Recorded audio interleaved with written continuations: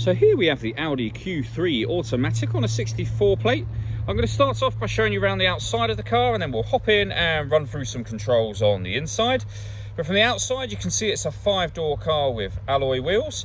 Let's start off inside the boot and then we'll work our way around the rest of the car from there.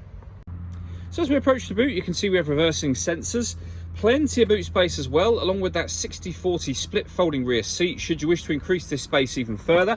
And then underneath this tray section we have a space saver spare wheel.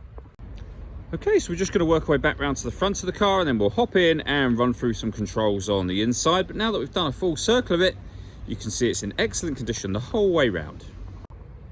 Just briefly before we climb in, I think it's what we're seeing the interior from this exterior point of view. There's plenty to run through on the dashboard, so let's hop in and we'll do that right now. Okay, now that we're inside the car, we're going to start with the dials. On the left-hand side, we have the rev counter, and on the right-hand side, the speedometer and fuel gauge. In the middle, you can see the total miles for this car, which is 60,640. The information displayed above that can be changed using controls on the steering wheel.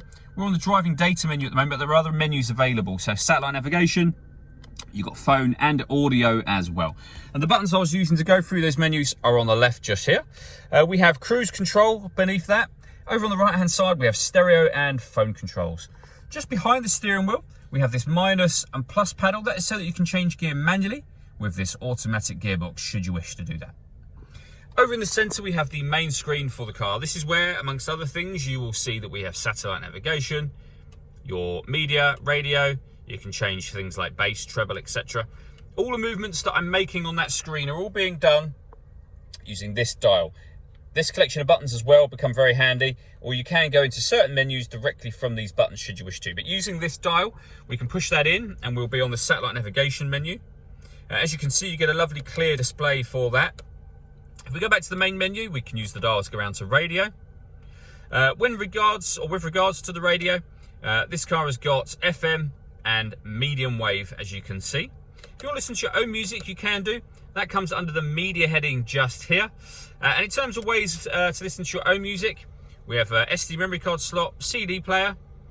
We've got a kind of multimedia interface that you can use with Audi, so you can plug in lots of different types of devices, and you can stream your music wirelessly via Bluetooth audio as well. So plenty of ways in which to listen to your music in this car. Working our way down, we have the CD player just there, SD memory card slots here, the main volume for the stereo, and then the controls that I mentioned just a moment ago. Beneath that, we can turn off the stop and start. This car is designed to cut out when it's stationary in traffic to save you fuel. I've just turned that system off.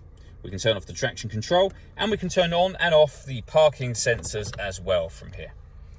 Below that, we have dual zone climate control. So I can adjust the passenger temperature, the driver temperature.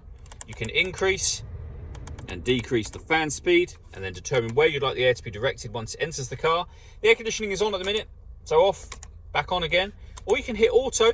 In doing so, the car will take control of the fan speed and the direction of the air to maintain those two temperatures for you. To override it, just readjust the fans and put it back on whatever setting you want it on just here.